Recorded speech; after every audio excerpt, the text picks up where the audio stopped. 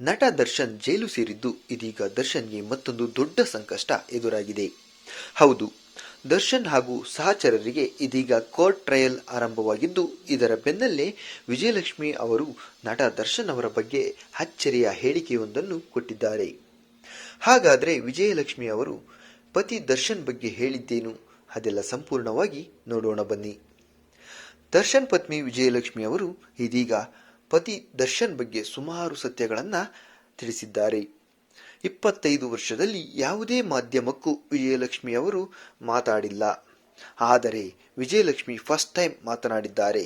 ಮತ್ತೊಂದು ದರ್ಶನ್ ಮನಸ್ಥಿತಿಯ ಕುರಿತು ಇಲ್ಲಿ ಹಲವಾರು ವಿಷಯಗಳನ್ನು ಶೇರ್ ಮಾಡಿಕೊಂಡಿದ್ದಾರೆ.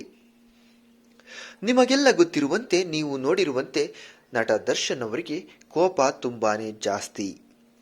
ಬೇಗನೆ ಸಿಟ್ಟು ಮಾಡಿಕೊಳ್ಳುತ್ತಾರೆ. ದರ್ಶನ್ ತುಸು ಮುಂಗೋಪಿ ಅಂದ್ರೆ ತಪ್ಪಾಗಲಾರದು. ಆದರೆ ಇದೀಗ ವಿಜಯಲಕ್ಷ್ಮಿ ಅವರು ಹೇಳಿದ ಮಾತು ಕೇಳಿದ್ರೆ ನಿಜಕ್ಕೂ ಶಾಕ್ ಆಗ್ತೀರಾ. ರಚನಾ ರೈ ಅವರು ಕೇಳ್ತಾರೆ, ದರ್ಶನ್ ಅವರಿಗೆ ಸಿಟ್ಟು ಜಾಸ್ತಿ ಇದೆಯಾ ಅಂತ. ಅದಕ್ಕೆ 2 ಸೆಕೆಂಡ್ ಯೋಚನೆ ಮಾಡಿ ವಿಜಯಲಕ್ಷ್ಮಿ ಅವರು ಯಾರಿಗೂ ಗೊತ್ತಿರದ ವಿಚಾರವನ್ನ ಹೇಳ್ತಾರೆ. ದರ್ಶನ್ ಅವರಿಗೆ ಸಿಟ್ಟು ಅಂತ ಏನೂ ಇಲ್ಲ. ಮೊದಲು ತುಂಬಾನೇ ಕೋಪ ಮಾಡಿಕೊಳ್ಳುತ್ತಿದ್ದರು. ಆದರೆ ಈಗ ಆ ಕೋಪ ಇಲ್ಲ. ಮನೆಯಲ್ಲಿ ಜೋರಾಗಿ ಮಾತನಾಡಿದ್ರೆ ಮನೆಯಲ್ಲಿ ಯಾಕೆ ಇಷ್ಟು ಜೋರಾಗಿ ಮಾತಾಡ್ತೀರಾ ಅಂತಾನೆ ಇತ್ತೀಚೆಗೆ ತುಂಬಾನೇ ಸೈಲೆಂಟ್ ಆಗಿದ್ದಾರೆ. ಜಾಸ್ತಿ ಯಾರ ಜೊತೆನೂ ಬೆರೆಯಲ್ಲ. ಸುಮ್ಮನೆ ಯೋಚನೆ ಮಾಡುತ್ತಾ ಕುಳಿತಿರುತ್ತಾರೆ.